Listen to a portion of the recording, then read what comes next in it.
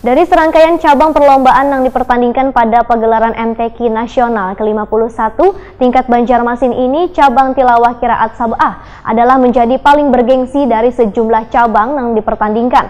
Dikarenakan peserta yang mengikuti lomba ini antusias begitu tinggi.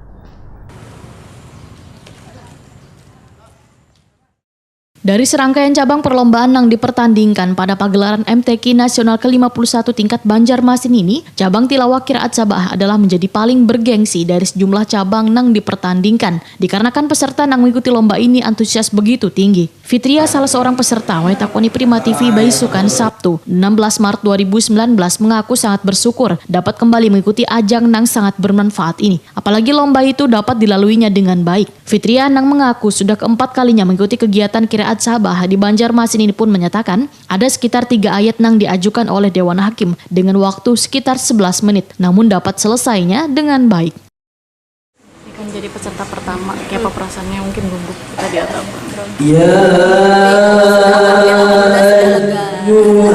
Berapa ayat tadi? 3 ayat. Latihan persiapannya gimana selama ini? Latihan sama Ustadz dulu kemarin ada KMTB. Ini sudah yang keberapa kali mungkin mengikuti seperti ini? Mungkin yang ke-8. 8 kali ya.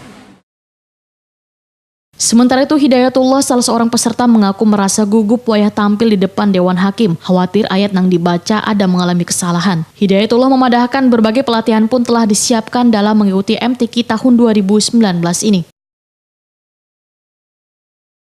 Ini kan dari Dewan Hakim diserahkan ada 3 ayat ya yang di ini kan ya. Gimana dengan waktu 12 menit itu mencukupi? Oh, 2 surah. 2 surah ya? 2 makra. Oh iya. Itu gimana? Mencukupi aja dengan waktu 12 menit? 10 menit. 10 menit itu. Sebenarnya ini baru pertama kali lah. Kalau biasanya itu kan sehari sebelumnya itu dapat 1 makro aja. Jadi hari ini nih 2 makro. langsung aja. Oh, iya. Ya kalau untuk tahun ini mengikuti nasional jadi 2 makro sebelum tampil.